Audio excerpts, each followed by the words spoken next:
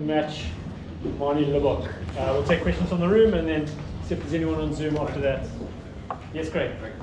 Well done, Dobson, everyone. I guess when you look at the stats, you'll go, geez, so you territory position, you didn't have most of it, but you did brilliantly with the ball you had. So how do you assess that? Yeah, look, we knew these Irish teams are high position teams, hard to get a ball off them with the breakdown, and they knew they'd go through phases. I think they were in a bit of a look. I don't think they could kick distance against us because you saw what happened when they scored the tries. Their contestables, I don't think would go, so they couldn't really kick. I suppose that part we knew they'd be high position. I think we wanted to dominate far more territorially, and that's where I think we've made a couple of, they got that couple of 50-22s, a couple of penalties that I think we shouldn't give in away. Yeah, but I thought we were a bit loose with the ball as well. We were forcing things a little bit, turned a lot of ball over. But I didn't think. Okay, maybe they got within 4 points and 15 to go, but I didn't think we were going to lose it. I felt like the plan was working, and we knew we'd have to make eight tackle sets. And we did that. Just frustrating to give away the odd penalty. Did you anticipate a bit of Galway at the start of the game?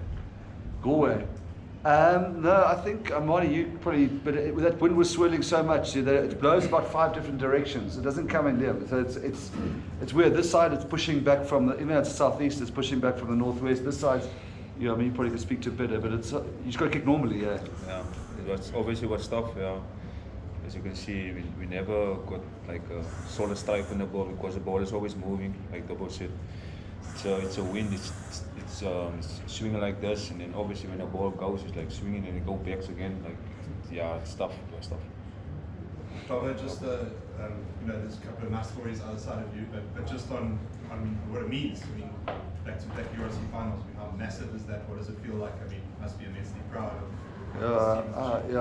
It's a little bit emotional, to be honest, because our big fear, like I've told you guys in the year, Lloyd, was that we could prove that we belonged and that it wasn't a fluke. And I think if you'd said we're going to go to the final this season, we lost a few players. No, we gave up more Springboks than we thought. Evan and Dion and Marvin became a regular Springbok again. So it's an incredible feeling for us. And I think as we sit here, I know the score there. The only reason we want to play that game in Cape Town will be for the people of Cape Town and then probably some revenue, but the people. But I think us going to the Aviva was going to be a great experience for the growth of this group, and I think we'll put up a good performance there. So it's incredibly special. I mean, I know it's a bit silly, but we're the only team who would have made 2 finals so far. It'll probably change next year, but it's a bit emotional, like in a nice way. 21-25, were you a bit concerned? I started to go for my walk and headed down the stairs, and then we kicked that contestable and the Chook scored, and then I went back upstairs to claim the credit, if you know. But I was going. It was. Listen, they've got, like us, they've got a massive amount of fight, Connacht, and they're very clever. They play a very clever form of rugby, but as I say, it looks like they dominated they did. It doesn't look like they dominated the possession, but we knew we just want to make it impossible for them to kick, and we tackle. So, but it got too close, especially when Kitshoff gave away that penalty. Did they score after that? Can't remember. What penalty? Yeah, it was got too close for comfort, definitely. But credit to Connacht, they never lied down. We thought we could break them, and they never laid down. So I've got that one try that Manie scored, taking the ball like that in the 22 and between 2 guys and that whole passage of play. Brilliant, yeah. Ending up. I mean, that just like personifies your team, doesn't it? I mean, what an amazing try. It was just the way it all went, started and finished. We're great, Hermans. Right. That's that try. Oh yeah, it's obviously Angelo made a try. He did all the hard work. Obviously, I just had to go and finish and put the ball over the line. So yeah. Which one are you talking? Which one are you talking about? That one where you got, they kicked the ball through to the back. Yeah. And it kind of looked a little bit anxious almost, and then you just, kind of nonchalantly took the ball and slipped through a few guys. I mean, that was like amazing. I mean, it's like a really, that time was absolutely cool. Yeah, I mean, obviously we knew like the teams, all Ireland teams, they are ball in hand team. They like to play few phases, make you tackle, and obviously later on they will look to go to a kick in. But we knew if once the kick come, we just have to handle it, and when we handle it, then we can hurt him on the transitions because obviously you're going to have mismatches, guys. Tight is going to be there and it's in the middle as well, and lot of most of their team, most of their backs is going to the one side, so we will on the opposite side we're going to run against forward. So yeah, that's what happened there. So yeah. And you aren't afraid to play in your 22. I mean, it's like. Say again. You personally, you're not afraid to even play in your 22. You're not like so calm. Yeah. First thing. Huh? Bietjie by daai eerste 10. No, man. Obviously, our game model covers for everything, and we are a team that we are a team that obviously we are optimistic, and we know if when we unpredictable, we're dangerous. So and like I said, it's not like we how can I say now we're going off plan. It's just we see the picture, take the picture in a moment, and obviously sometimes it pays off, sometimes it doesn't pay off. But yeah, like I said, when we unpredictable, then there's time when we're very dangerous. Manie, often in a semi-final, teams sometimes go into the shell, the occasion, and one mistake can cost you the game. Just speak about how you guys still go for it no matter what the situation or game it is. Yeah, like I said, obviously you must remember like through the season you must remember what brought you there. Is it like I said, is it because of playing conservative or playing obviously in your systems, but still be unpredictable, still you have the mindset of taking opportunity on hand, and that's how we are, and that's how we want to play. We don't want to be conservative. We know when we're conservative, then it's easy for the opposition to play against us. But like I said, when we're unpredictable, it's hard. Then it's hard to defend, and obviously then we're dangerous. And like I said, our game plan covers everything: run, kick, run. So yeah, we just out there making the decisions and go with it.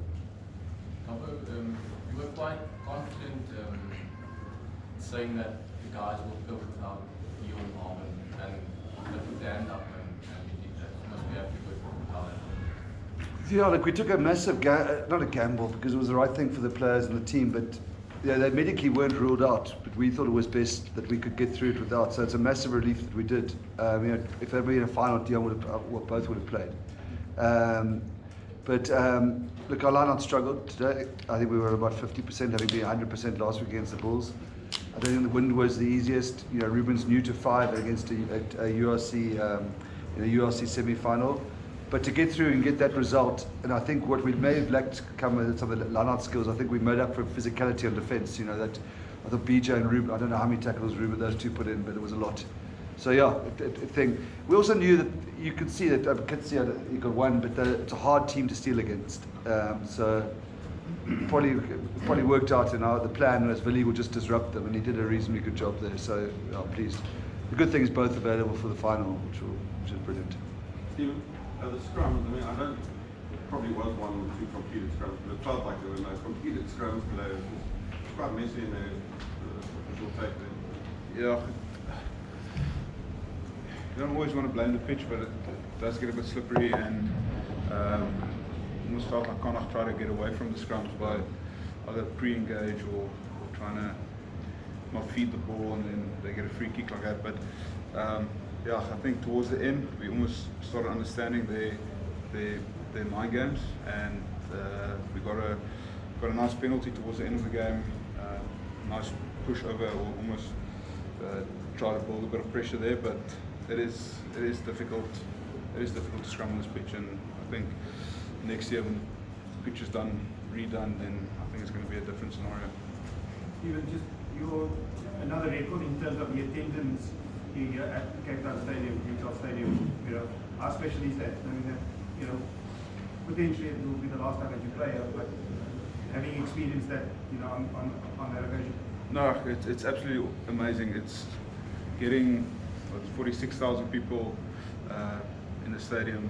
It's absolutely amazing, and you could feel the atmosphere like as soon as there's something happening, you can hear the volume of the stadium just increase, and even though the tickets went up in price, and there's a lot of, it was not the greatest like weather for rugby, but it's amazing that the faithful came out and supported the guys in the semi-final, and hopefully next year we can have similar crowds every week. So no, I'm just chuffed and very grateful that the sport is back. Manie, can you just speak a little bit about your own game and where you are at the moment? I mean, playing incredible rugby at the moment that everyone can see, but just the journey over the last 2 years, I mean, you must feel like you're in a pretty good space at the moment. Can you just tell us, briefly what's kind of happened over those 2 years to get you to this place where you guys are? First of all, obviously, I'm happy, and I got the opportunity to play, and that's what I always wanted. I wanted to play, and yeah, I'm just like I said, I'm just grateful for that Dobson and the Stormers gave me the opportunity to play and back me, and obviously that pays off, and that helps me obviously to play week in, week out, both my confidence, both of my performances, my previous performances, and that helped me a lot. So where I am now, currently at the stage of my career, like I said, I'm very happy. I'm loving it. I'm loving it here. Obviously, the guys, the Kitshoff and them, the forwards, they lay the foundation for me, obviously, to perform and do my thing. So yeah, I'm just grateful for them as well for doing their job.